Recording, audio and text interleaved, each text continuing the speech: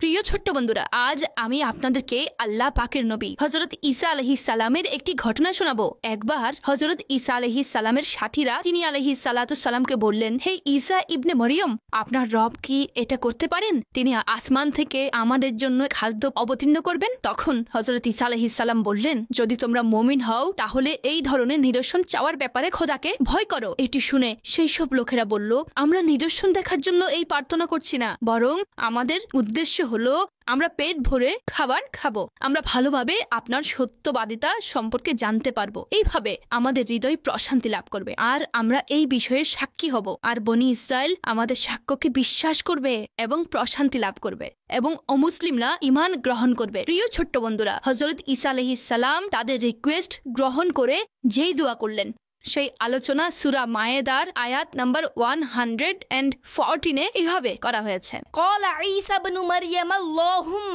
ربنا أنزل علينا مائدة من السماء تكون لنا عيدا لأولنا وآخرنا وآية منك।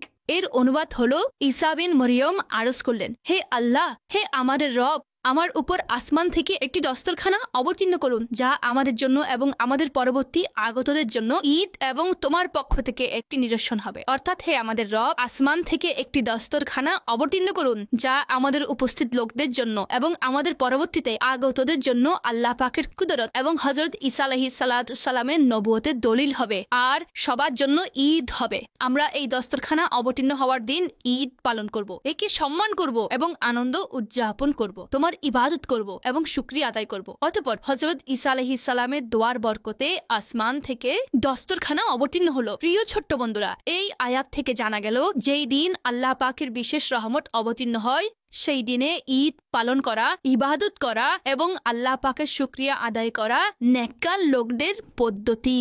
আর নিঃসন্দেহে আল্লাহ পাকের সর্বশেষ নবী হযরত মুহাম্মদ মুস্তাফা সাল্লাল্লাহু আলাইহি ওয়াসাল্লামের এই দুনিয়ায় আগমন করা নিঃসন্দেহে আল্লাহ পাকের অনেক বড় নেয়ামত এবং রহমত। তাই প্রিয় নবী সাল্লাল্লাহু আলাইহি ওয়াসাল্লামের পবিত্র বিলাদত অর্থাৎ জন্মের দিন ঈদ উদযাপন করা এবং মিলাদ শরীফ পড়ে আল্লাহ পাকের শুকরিয়া আদায় করা এবং আনন্দ প্রকাশ করা খুব উত্তম আমল এবং নেককার ব্যক্তিদের পদ্ধতি।